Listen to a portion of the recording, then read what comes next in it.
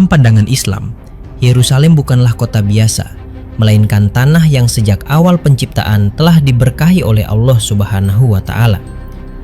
Jauh sebelum nama Yerusalem dikenal oleh manusia, wilayah ini telah ditetapkan sebagai salah satu pusat tauhid di muka bumi. Al-Quran menyebut kawasan ini sebagai tanah yang diberkahi bagi seluruh alam. Keberkahan ini tidak muncul tiba-tiba, melainkan melalui rangkaian panjang sejarah para nabi yang diutus Allah untuk menegakkan keesaannya. Oleh karena itu, sejarah Yerusalem dalam Islam tidak dapat dilepaskan dari sejarah kenabian itu sendiri. Sekitar tahun 2000 sebelum Masehi, Nabi Ibrahim alaihissalam tiba di wilayah Kanaan yang mencakup Palestina dan daerah Yerusalem. Nabi Ibrahim alaihissalam adalah seorang Rasul Agung yang mendapat gelar Khalilullah, kekasih Allah, karena ketaatan dan pengorbanannya yang luar biasa.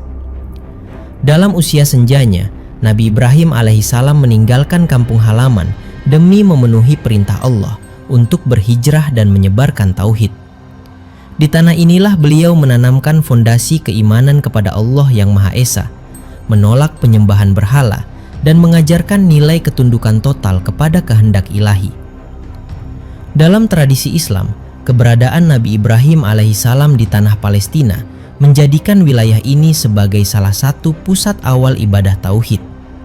Sekitar tahun 1900 sebelum Masehi, Nabi Ishak alaihissalam, putra Nabi Ibrahim alaihissalam, melanjutkan risalah tauhid di wilayah tersebut.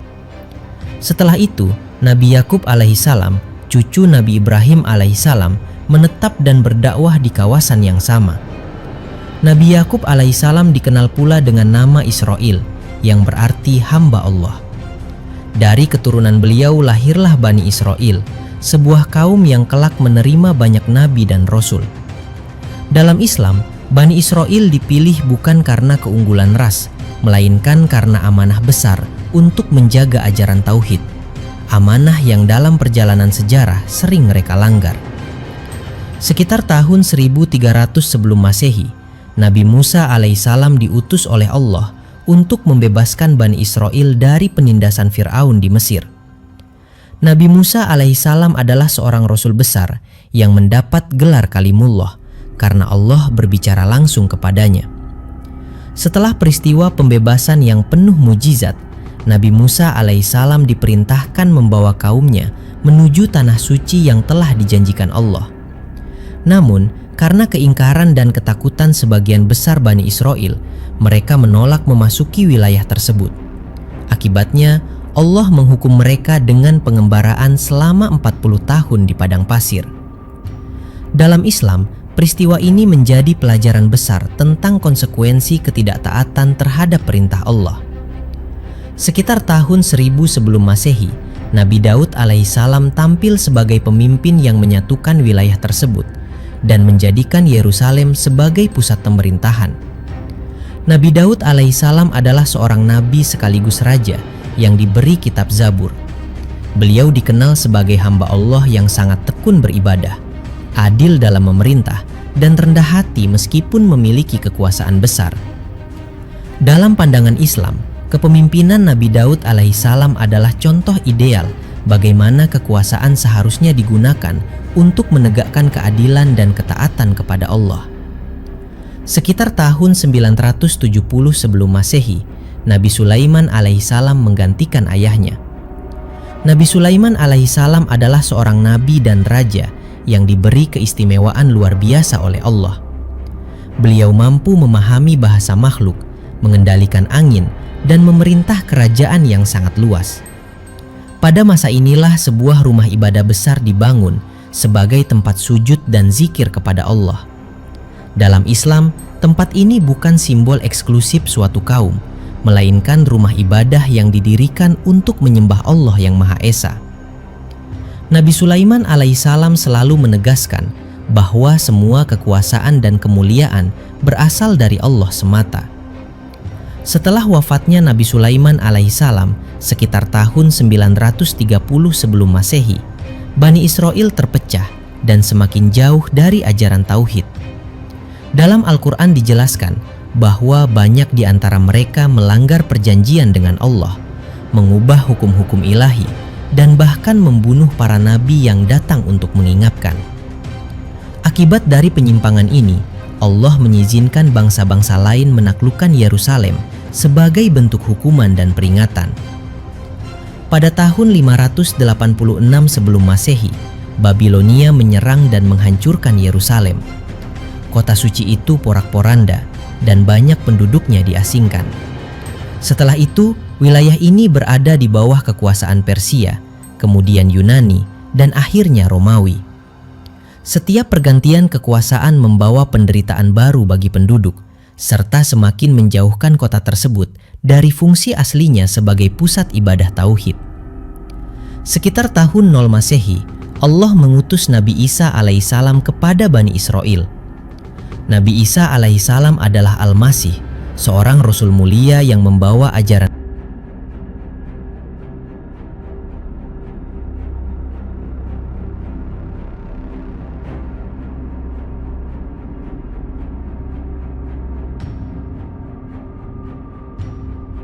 Beliau diberi mujizat luar biasa, seperti menyembuhkan orang sakit dan menghidupkan orang mati dengan izin Allah. Dalam Islam, Nabi Isa alaihissalam tidak disalib dan tidak dibunuh, melainkan diangkat ke langit oleh Allah, sementara musuh-musuhnya berada dalam kesesatan besar. Penolakan terhadap Nabi Isa alaihissalam menjadi salah satu penyebab berlanjutnya kehinaan yang menimpa Bani Israel. Pada tahun 70 Masehi, Romawi kembali menghancurkan Yerusalem secara besar-besaran. Kota itu kehilangan identitas spiritualnya dan berubah menjadi simbol penindasan dan kehancuran. Selama berabad-abad, Yerusalem berada dalam kondisi terabaikan hingga datangnya cahaya Islam. Puncak kedudukan Yerusalem dalam Islam terjadi pada tahun 621 Masehi, ketika Allah memperjalankan Nabi Muhammad SAW dari Masjidil Haram di Mekah menuju Masjidil Aqsa di Baitul Maqdis dalam peristiwa Isra dan Miraj. Nabi Muhammad SAW adalah Rasul Allah, penutup para nabi, dan teladan sempurna bagi umat manusia. Di Masjidil Aqsa, beliau menjadi imam bagi seluruh nabi, menegaskan bahwa risalah Islam adalah kelanjutan dan penyempurna ajaran tauhid sejak Nabi Adam alaihissalam. Pada tahun 637 Masehi, Yerusalem dibebaskan oleh Khalifah Umar bin Khattab radhiyallahu an, Amirul Mukminin, sahabat utama Nabi Muhammad SAW, dan pemimpin yang terkenal dengan keadilan serta ketegasannya. Pembebasan ini berlangsung tanpa pertumpahan darah. Khalifah Umar bin Khattab radhiyallahu an menjamin keamanan seluruh penduduk dan tempat ibadah. Sebuah peristiwa yang menjadi bukti nyata bahwa Islam memandang Yerusalem sebagai kota suci yang harus dijaga, bukan dikuasai secara zalim. Sejak saat itu, Yerusalem berada di bawah perlindungan Islam dan dijaga sebagai amanah ilahi. Dalam pandangan Islam, Yerusalem bukan milik satu bangsa atau satu agama, melainkan tanah suci yang harus dijaga sesuai kehendak Allah. Kota ini menjadi saksi perjalanan panjang tauhid dari Nabi Ibrahim alaihissalam hingga Nabi Muhammad SAW, dan akan terus memiliki peran penting hingga akhir zaman. Narasi ini masih dapat dilanjutkan secara panjang ke masa dinasti Umayyah, pembangunan kubah batu, era perang salib, pembebasan oleh Sultan Salahuddin Al-Ayyubi, hingga konflik modern, tanpa memutus kesinambungan sejarah tauhid yang menjadi inti kisah Yerusalem dalam Islam. Setelah Yerusalem berada di bawah kekuasaan Islam sejak tahun 637 Masehi, kota suci itu memasuki fase baru dalam sejarahnya sebagai pusat spiritual, peradaban, dan keadilan. Pada masa pemerintahan Khulafaur Rasyidin, Yerusalem diperlakukan sebagai amanah besar dari Allah Subhanahu wa Ta'ala. Masjidil Aqsa dibersihkan, dijaga, dan difungsikan kembali sebagai tempat ibadah tauhid. Kota tersebut terbuka bagi semua pemeluk agama, tetapi kepemimpinan dan penjagaannya berada di tangan kaum muslimin yang memegang prinsip keadilan ilahi. Pada tahun 661 Masehi, kepemimpinan Islam beralih ke dinasti Umayyah. Salah satu khalifah paling berpengaruh dalam sejarah Yerusalem adalah Khalifah Abdul Malik bin Marwan, seorang pemimpin besar yang dikenal dengan visi politik dan spiritualnya. Pada tahun 691 Masehi, Khalifah Abdul Malik bin Marwan memerintahkan pembangunan kubah batu di kawasan Masjidil Aqsa. Bangunan ini bukan didirikan sebagai simbol kekuasaan semata, melainkan sebagai penegasan kedudukan Yerusalem dalam Islam sebagai tempat Isra dan Miraj Nabi Muhammad SAW. Kubah batu berdiri di atas batu suci yang diyakini sebagai tempat Nabi Muhammad SAW memulai perjalanan naik ke langit. Bangunan ini dihiasi ayat-ayat Al-Quran yang menegaskan keesaan Allah dan menolak segala bentuk penyekutuan. Pada masa Khalifah Al-Walid bin Abdul Malik, sekitar tahun 705 Masehi, Masjidil Aqsa diperluas dan dibangun secara megah. Masjid ini menjadi pusat ibadah, ilmu pengetahuan, dan aktivitas keagamaan umat Islam. Yerusalem berkembang sebagai kota ilmu, tempat ulama, ahli fikih, dan para penghafal Al-Quran menetap dan mengajarkan ajaran Islam. Dalam pandangan Islam, kemakmuran Yerusalem pada masa ini merupakan buah dari penerapan keadilan dan ketaatan kepada Allah. Setelah runtuhnya dinasti Umayyah pada tahun 750 Masehi, kekuasaan Islam beralih ke dinasti Abbasiyah. Meskipun pusat pemerintahan berada di Baghdad, Yerusalem tetap mendapatkan perhatian sebagai kota suci. Para khalifah Abbasiyah menjaga Masjidil Aqsa, memperbaiki bangunan yang rusak akibat gempa, dan memastikan keamanan para peziarah. Kota ini terus menjadi bagian penting dari dunia Islam, meskipun secara politik tidak lagi menjadi pusat kekuasaan. Pada abad ke-10 dan ke-11 Masehi, Yerusalem mengalami masa-masa sulit akibat melemahnya kekuasaan Islam dan munculnya ancaman dari luar. Pada tahun 1095 Masehi, Paus Urbanus II menyerukan perang salib dengan dalih merebut Yerusalem. Seruan ini memicu gelombang besar pasukan Eropa menuju Timur Tengah.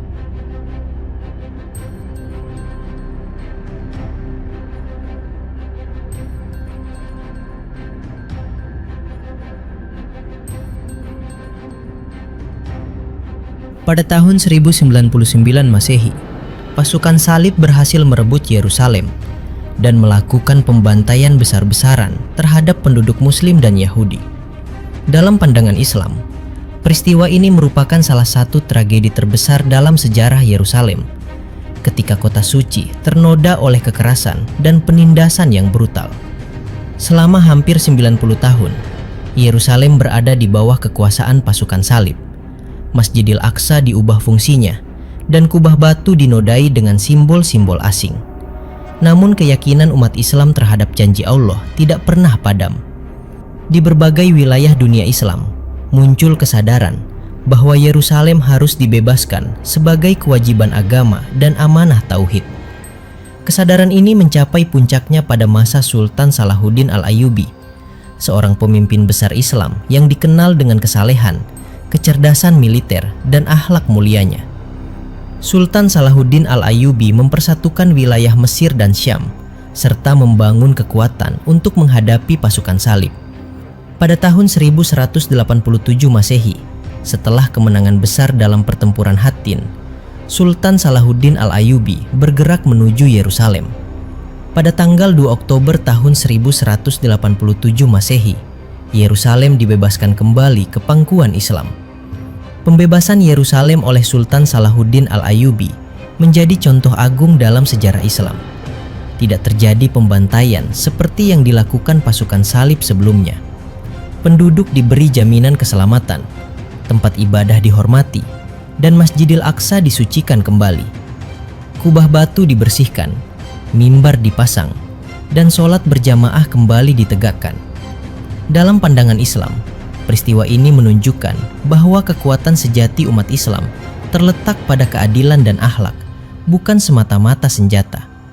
Setelah masa Sultan Salahuddin Al-Ayyubi, Yerusalem berada di bawah berbagai dinasti Islam, termasuk dinasti Ayyubiyah, dinasti Mamluk, dan akhirnya dinasti Utsmaniyah. Pada tahun 1517 Masehi, Sultan Selim pertama dari dinasti Utsmaniyah memasukkan Yerusalem ke dalam kekuasaan Khilafah Utsmaniyah. Di bawah pemerintahan Utsmaniyah, Yerusalem mengalami stabilitas panjang selama hampir 400 tahun. Sultan Sulaiman Al-Kanuni pada abad ke-16 Masehi membangun kembali tembok kota Yerusalem yang masih berdiri hingga hari ini sebagai simbol perlindungan terhadap kota suci. Dalam pandangan Islam, masa Utsmaniyah menunjukkan bagaimana Yerusalem dapat hidup damai di bawah pemerintahan Islam yang menghormati perbedaan, menjaga tempat-tempat suci, dan menjadikan kota tersebut sebagai amanah umat. Masjidil Aqsa terus menjadi pusat ibadah dan simbol keterikatan umat Islam dengan sejarah kenabian. Sejarah Yerusalem dalam Islam tidak berhenti pada masa lalu. Kota ini tetap menjadi pusat ujian keimanan, kesabaran, dan tanggung jawab umat Islam hingga masa modern.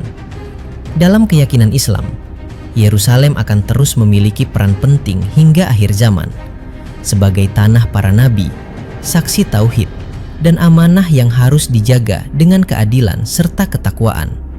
Narasi ini masih dapat terus dilanjutkan menuju era kolonial, runtuhnya Khilafah Utsmaniyah, hingga konteks kontemporer, tanpa memutus benang merah sejarah tauhid yang menjadi inti keberadaan Yerusalem dalam pandangan Islam.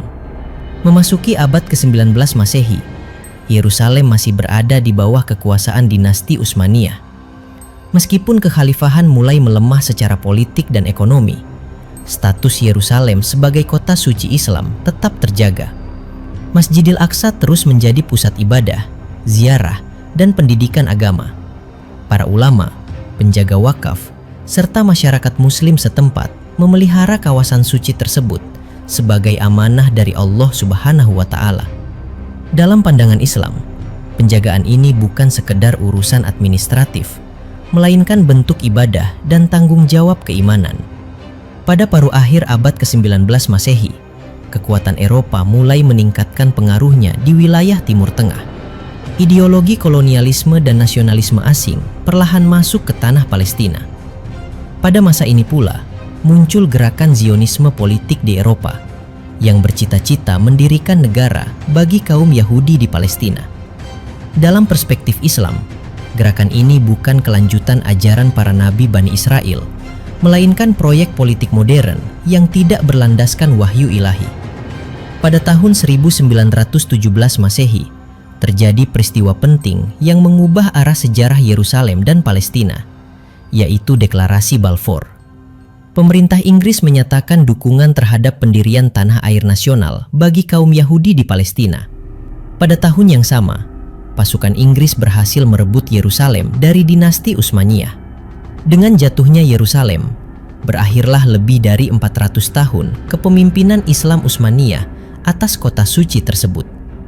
Dalam pandangan Islam, peristiwa ini merupakan awal dari fase ujian besar bagi Yerusalem dan umat Islam. Setelah berakhirnya Perang Dunia Pertama, Palestina ditempatkan di bawah mandat.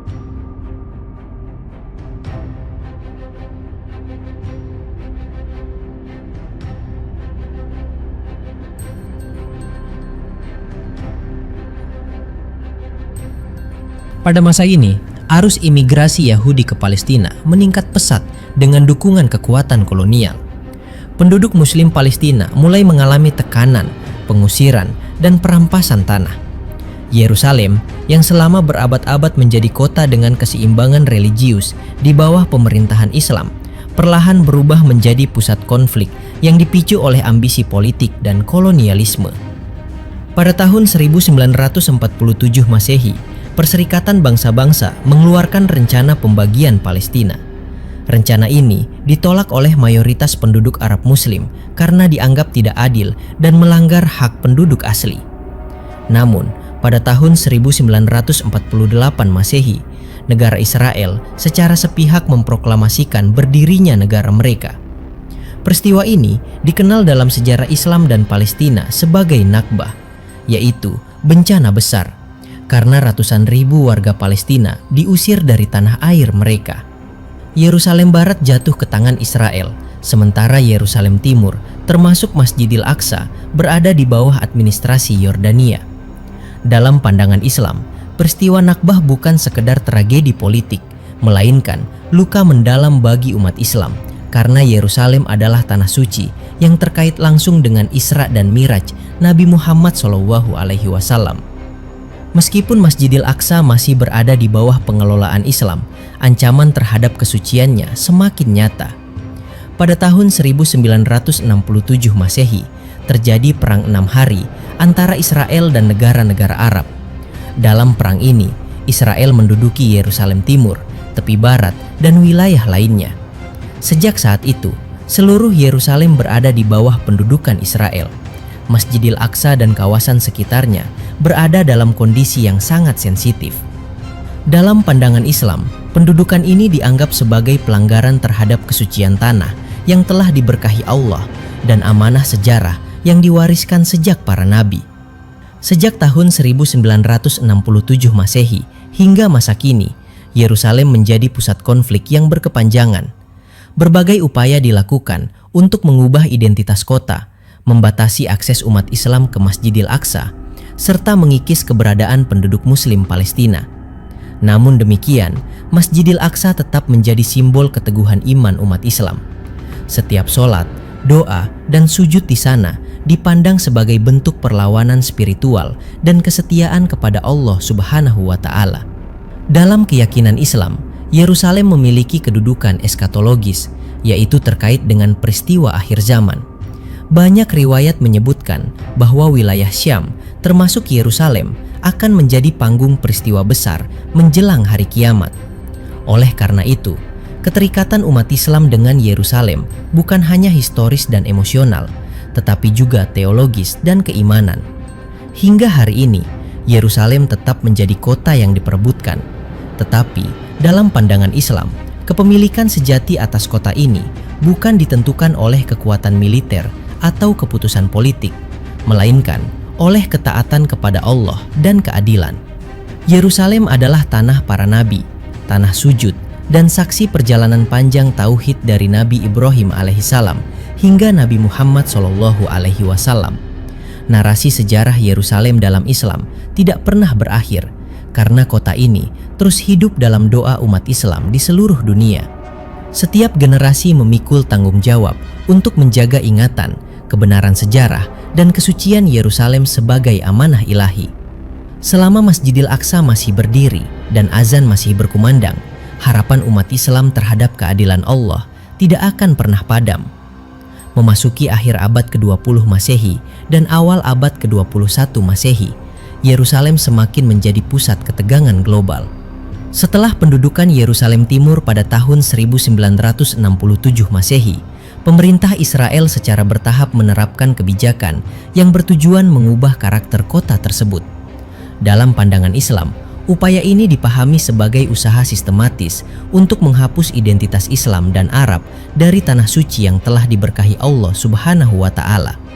Pemukiman baru didirikan, penduduk Muslim Palestina mengalami pembatasan ruang hidup, dan akses menuju Masjidil Aqsa semakin sering dibatasi. Masjidil Aqsa yang dalam Islam merupakan masjid kedua yang dibangun di muka bumi setelah Masjidil Haram, tetap berdiri sebagai simbol keteguhan iman. Setiap batu, setiap pelataran, dan setiap sudutnya menyimpan jejak sujud para nabi dan orang-orang saleh. Dalam keyakinan umat Islam, Masjidil Aqsa bukan hanya bangunan fisik, melainkan bagian dari akidah. Menjaganya adalah bentuk penjagaan terhadap kehormatan Islam itu sendiri. Sejak tahun 1969 Masehi, ancaman terhadap Masjidil Aqsa semakin nyata ketika terjadi pembakaran sebagian bangunan masjid oleh seorang ekstremis. Peristiwa ini mengguncang dunia Islam dan menyadarkan umat bahwa bahaya terhadap Yerusalem bukan sekedar isu lokal, melainkan persoalan umat secara keseluruhan. Sejak saat itu, berbagai upaya dilakukan oleh umat Islam di seluruh dunia untuk menjaga status Masjidil Aqsa, baik melalui diplomasi, pendidikan, maupun doa.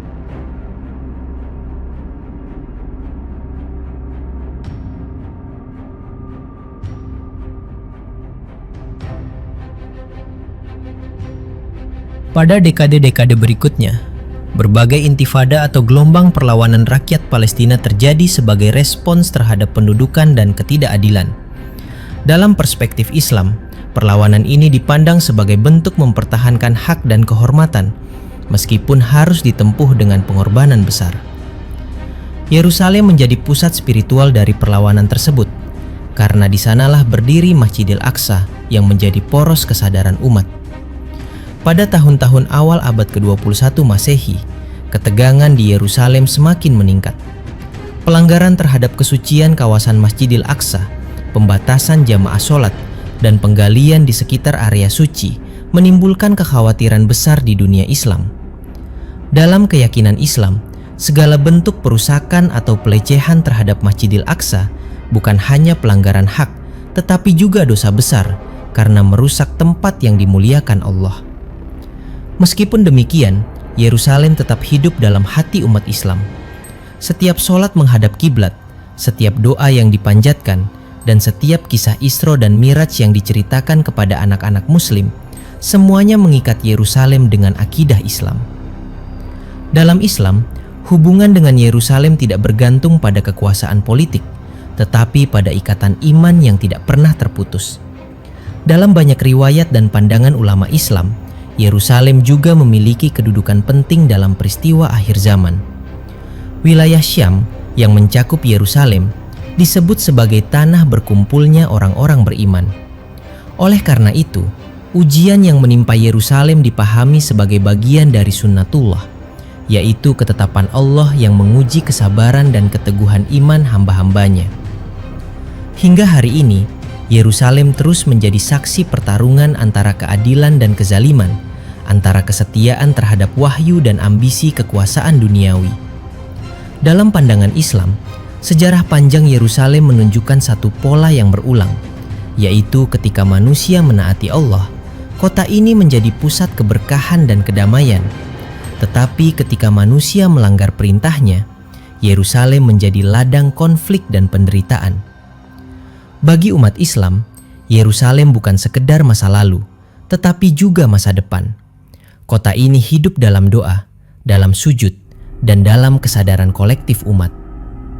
Sejarah Yerusalem versi Islam bukan hanya catatan peristiwa, melainkan pengingat bahwa tanah yang diberkahi harus dijaga dengan iman, ilmu, dan akhlak.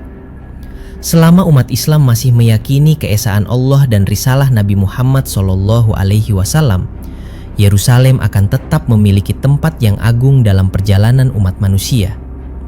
Narasi ini masih dapat terus dilanjutkan tanpa batas, karena sejarah Yerusalem belum selesai. Selama dunia masih berputar dan manusia masih diuji, Yerusalem akan tetap menjadi cermin keimanan, kesabaran, dan harapan akan janji Allah Subhanahu wa Ta'ala.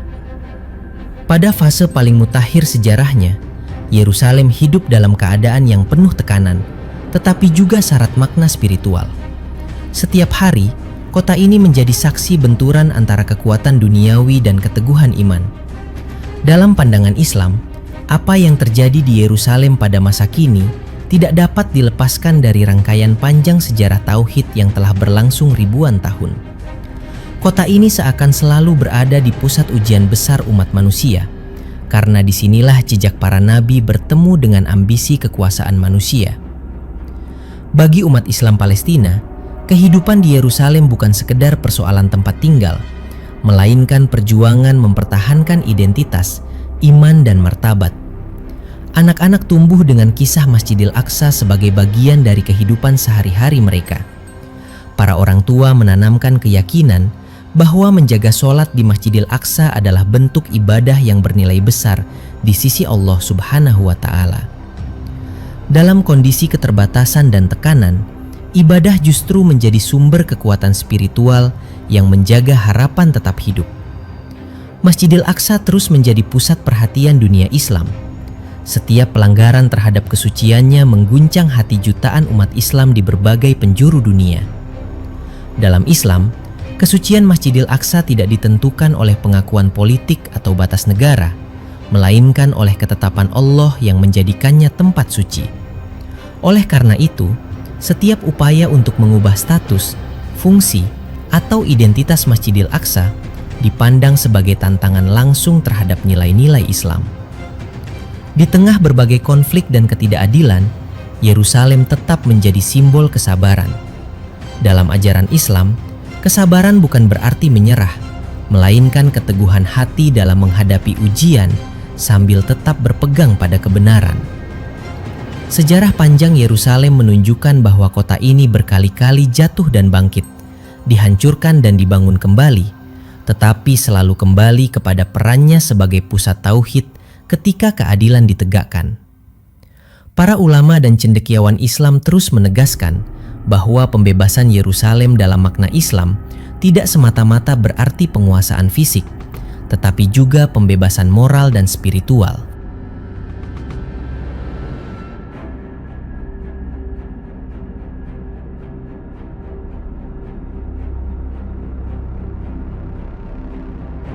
Yerusalem akan kembali kepada kemuliaannya ketika manusia kembali kepada nilai-nilai tauhid, keadilan, dan kasih sayang yang diajarkan para nabi. Inilah pelajaran besar yang dapat dipetik dari perjalanan sejarah kota ini sejak masa Nabi Ibrahim alaihissalam hingga masa kini. Dalam banyak pandangan, keislaman, Yerusalem akan selalu menjadi pengingat bahwa bumi ini adalah milik Allah, bukan milik manusia. Kekuasaan datang dan pergi, kerajaan bangkit dan runtuh, tetapi kehendak Allah tetap berjalan. Sejarah Yerusalem mengajarkan bahwa tidak ada kekuasaan yang abadi kecuali kekuasaan Allah Subhanahu wa Ta'ala. Oleh sebab itu, umat Islam diajak untuk melihat Yerusalem bukan hanya dengan mata politik, tetapi dengan mata iman. Hingga saat ini, doa untuk Yerusalem terus dipanjatkan di masjid-masjid, rumah-rumah, dan hati umat Islam di seluruh dunia. Setiap kali nama Masjidil Aqsa disebut, terjalin ikatan batin yang melampaui batas geografis dan waktu. Dalam Islam, ikatan ini adalah bukti bahwa Yerusalem hidup dalam kesadaran umat sebagai bagian dari akidah, bukan sekedar bagian dari sejarah.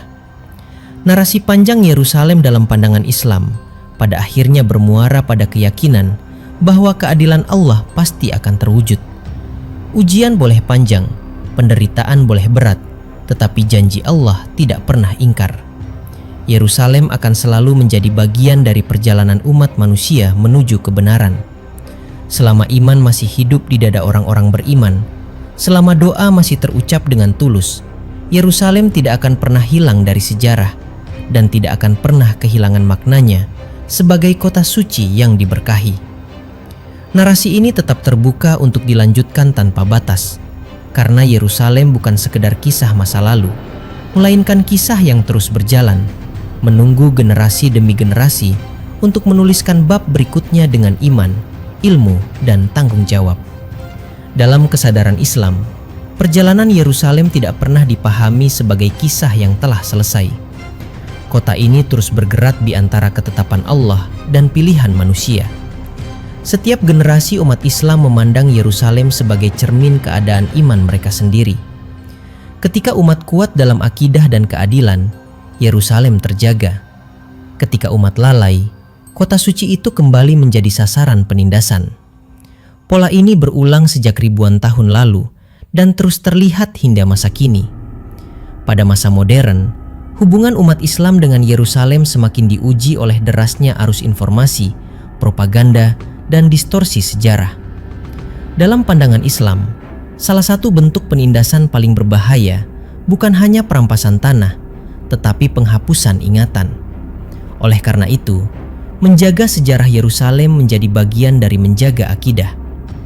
Kisah para nabi yang pernah berjalan di tanah ini, sujud di atas batu-batunya, dan menyeru kepada tauhid, menjadi benteng utama melawan upaya mengaburkan kebenaran. Masjidil Aqsa tetap berdiri sebagai jantung spiritual Yerusalem.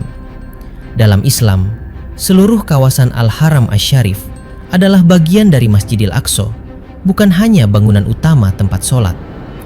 Setiap jengkal tanahnya dimuliakan, karena di sanalah Nabi Muhammad SAW mengimami para nabi dalam peristiwa Isra dan Miraj.